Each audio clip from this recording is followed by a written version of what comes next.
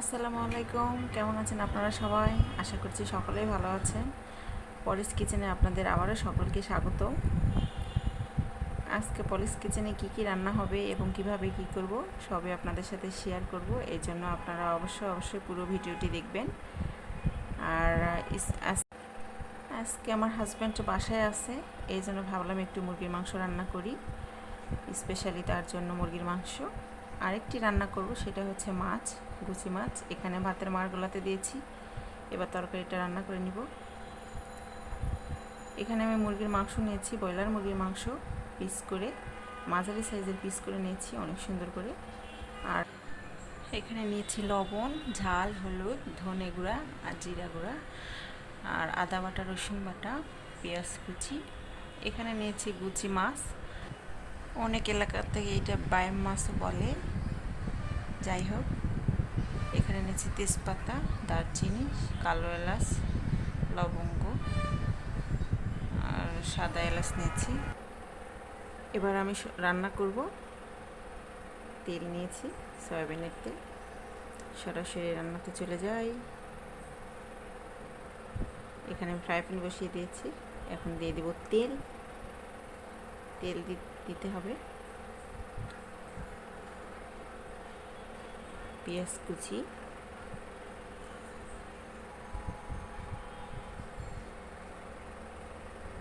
এটা ভালোভাবে ভেজে নিতে হবে। এখন আমি ফলগুলো দিয়ে দিব, তেজপাতা, সাদা এলাচ, কালো এলাচ, এগুলো আমি দিয়ে দিব এক এক করে।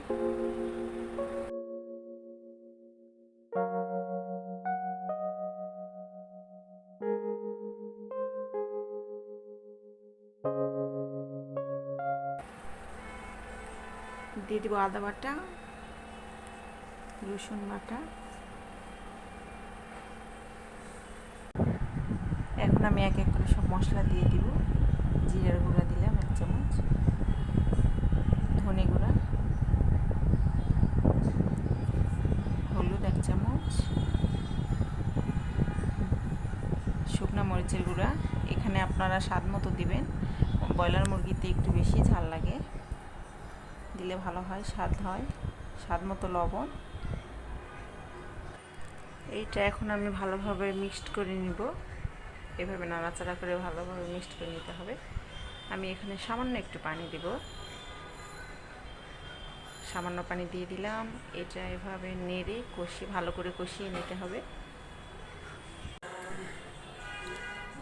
এটা কষানো হয়ে গেছে, আমি এখন মাংসগুলো দিয়ে দিব। মাংসগুলো দিয়ে এটা ভালোভাবে নেড়ে ঢেকে দিতে হবে।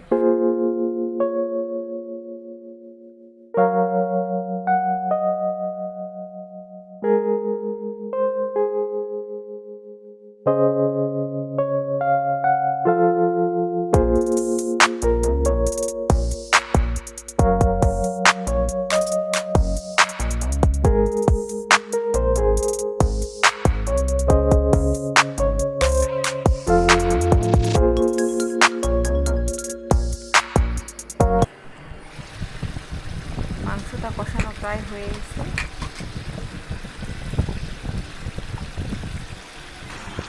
এখানে আমি কয়েকটি কাঁচামরিচ দিয়ে দিব স্বাদটা বাড়ার জন্য।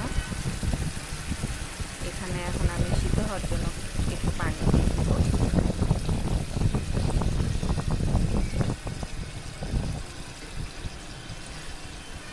এভাবে নেড়ে এটা আমি এখন ঢেকে দিব।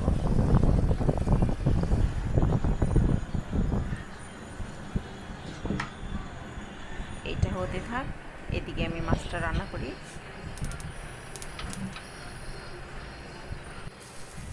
কড়াইতে পেঁয়াজ দিয়ে দিয়েছি, এটা আমি ভালোভাবে এখন ভেজে নিব।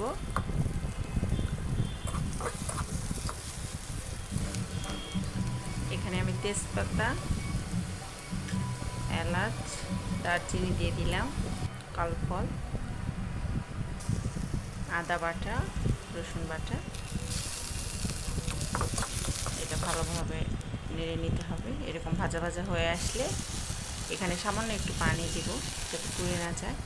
মশলাটা আমি ভালোভাবে কষাই নিব, এই জন্য 1 চামচ হলুদ, শুকনো মরিচের গুঁড়া দিব, বেশি দিব না, 2 চামচ দিব, যেহেতু আমার ছেলে খাবে, এবং স্বাদ মতো লবণ। এটা আমি 1 চামচ জিরার গুঁড়া আর 1 চামচ ধনিয়ার গুঁড়া দিয়ে দিলাম। এইটা আমি এখন ভালোভাবে নেড়ে নিব। এইটা এভাবে নেড়ে কষাতে হবে ভালো করে।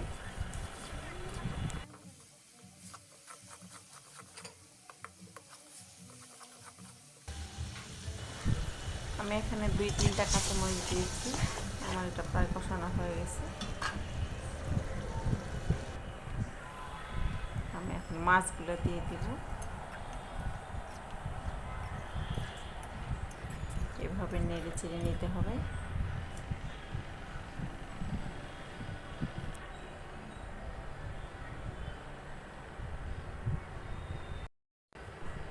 পানি দিয়ে দিলাম। এটা পানি দিয়ে ভালোভাবে নেড়ে ঢাকনা দিয়ে ঢেকে দিতে হবে।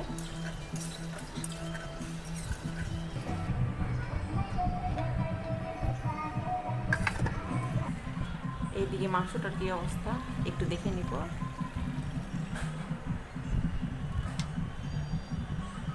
এটা আপাতত অল্প আছে, হতে থাক। এবার মাছটা দেখি।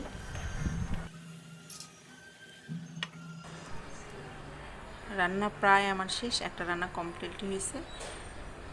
মুরগির মাংসটা দেখে নিব। এই যে দেখেন, অনেক সুন্দর একটা কালার আসছে। আপনারা বাসায় অবশ্যই এভাবে ট্রাই করবেন, আর এভাবে রান্না করলে অবশ্যই আপনাদের ভালো লাগবে। কেমন হলো রান্নাটা আমার কমেন্ট করে জানাবেন। এদিকে মাছটাও হয়ে গেছে, আমি এটা এখন নামিয়ে নিব। আমার রান্না একেবারে কমপ্লিট, আমি খেতে চলে আসছি। আমার ভিডিওটি কেমন লাগলো অবশ্যই আপনারা কমেন্ট করে জানাবেন, এবং ভালো থাকবেন, সুস্থ থাকবেন। আল্লাহ হাফেজ।